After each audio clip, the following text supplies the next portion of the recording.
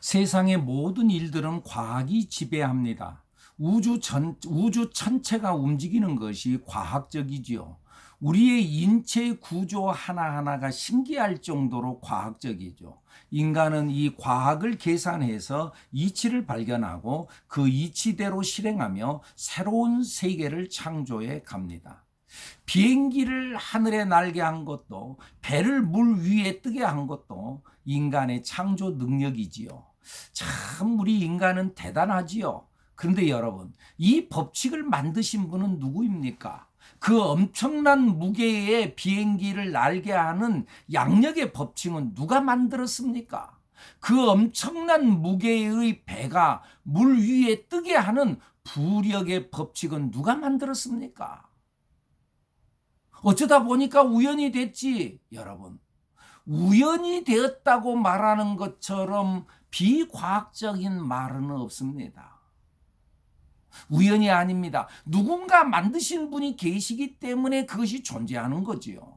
하나님은 천지를 창조하신 분입니다. 하나님은 위대하신 하나님입니다. 세상은요, 과학만 있는 것은 아니죠. 세상이 과학으로만 움직이지는 않지요. 어떤가요? 세상이 어떤 법칙으로만 움직인가요? 세상이 1 더하기 1은 2입니다. 그런데 어때요? 세상을 살아가는 데는 1 더하기 1은 2만 됩니까? 아니에요. 1 더하기 1이 0이 될 수도 있고요. 1 더하기 1이 10이 되고 100이 될 수도 있습니다, 여러분. 사업이 경제의 원리로만 움직입니까? 나름의 성공 요건을 이 사람이 그렇게 해서 성공했습니다. 그러면 또 저 사람이 그렇게 똑같이 행하면은 그러면 그 사람도 또 성공합니까? 그러지 않지 않습니까? 자녀를 양육하는 데 있어서도 나름대로 임상 실험한 성공적 양육법대로만 하면 그 아이가 잘 자라기만 합니까?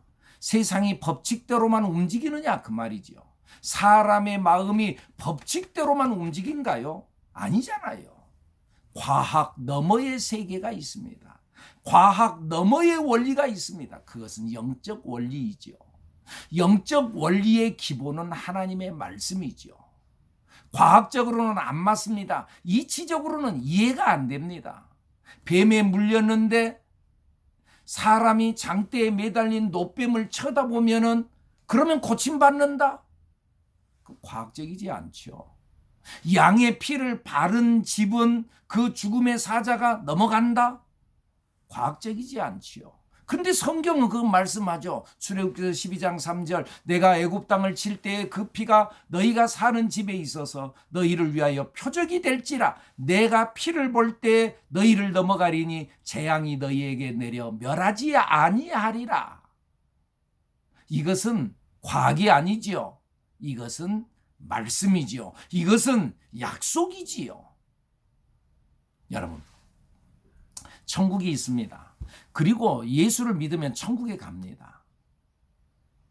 이것을 과학적으로 설명하라고요? 과학이 아닌데요.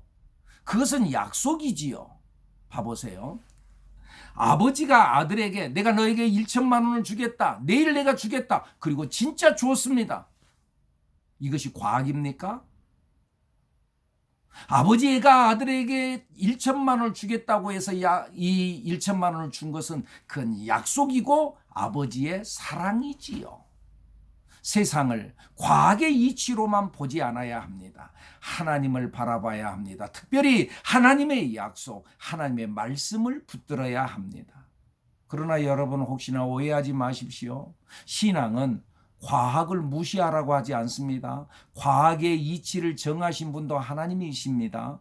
그러나 과학 너머의 원리가 있다는 사실을 잊지 말라는 것을 이야기하고 있습니다. 오늘도 아버지의 사랑 그리고 성경의 약속을 붙들고 기도하며 살아가는 우리들 여러분들이 되기를 축복합니다. 할렐루야.